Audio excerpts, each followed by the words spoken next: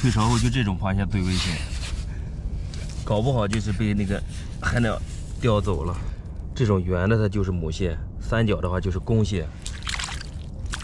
这个也没什么活力，这还是一个赤甲红，搁浅时间应该也不短了，挺肥的，带着它们。现在就这么大的海虹都没人要，这个头就不小，海虹长这么大，这个里面可能有空的，回家得挑一挑，但是基本上都是可以吃的。我这最近也老是吃这个海虹，也是不想吃，把它放在水里吧，放在这个沙滩上也就晒坏了。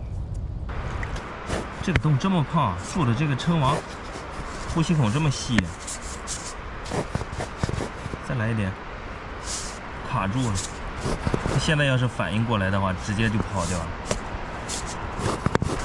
这个还是直上直下的那种，我感觉它要反应过来了，我得给它挖一下。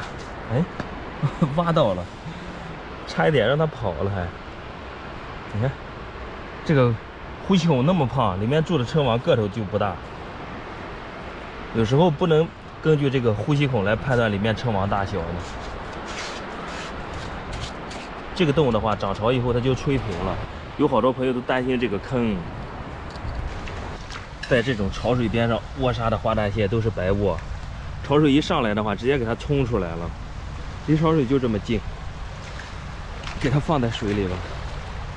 这个八爪鱼离潮水就这么近，傻不傻？你再往水里面爬一爬，我就发现不了了。让它在水里面玩一下吧，也没机会带水了。这个怎么腿还断过？哎，你别跑啊！我让你在水里面喝点水，没让你跑呀。这个比目鱼还是个活的，一点沙没握，在这个水里面。我这发现了，它又握起沙来了。这跟没握也没区别了。这比目鱼能长到我手这么大，就属于大个了，很少见了。再握一个吧，活力还挺好的。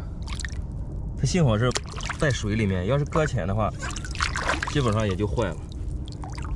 这个带着吧，这么大，这种海带搁浅了一会它就晒坏了。这上面已经发绿了，就这种绿的就不能吃了。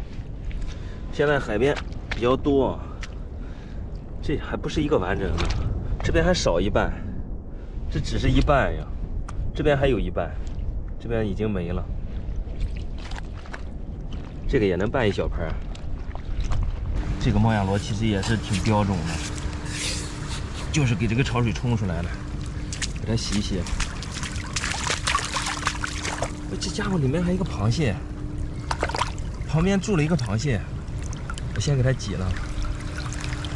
它不会再吃螃蟹吧？你看，这地方一个梭子蟹一起挖出来了。先别走，看了一下，也是个二母蟹，这么小个头，这种小的掰药，这个猫眼螺厉害啊，跟个螃蟹抱在一起呢。